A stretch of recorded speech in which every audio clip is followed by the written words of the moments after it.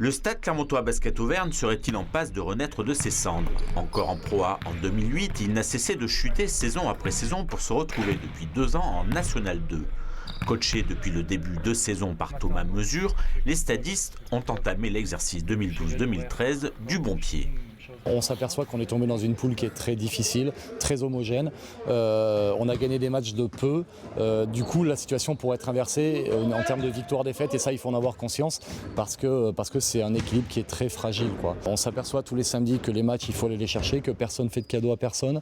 Et que limite dans cette poule, le dernier peut battre le premier. Pour l'heure, après 9 journées, les stadistes comptent 6 victoires et 3 défaites. Un tableau de marche qui leur permet de virer en tête de leur poule. Un bon début de parcours donc pour un club qui a d'abord pour objectif de se maintenir. Il ne faut pas oublier que ça fait 2 ans que le stade chute d'une division chaque année, donc ça il faut déjà le stopper. Je pense qu'il sera intéressant de faire un bilan à mi-championnat, de voir où est-ce qu'on en est.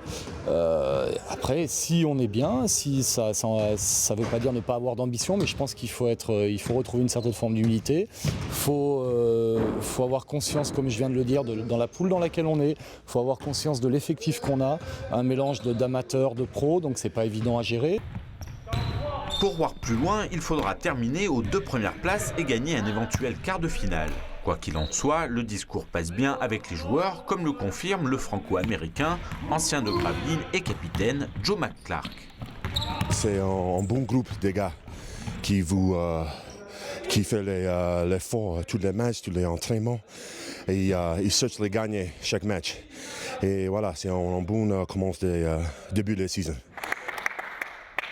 Et après avoir passé plus de 100 points aux anciens leaders Toulouse, tout reste possible pour les joueurs clermontois.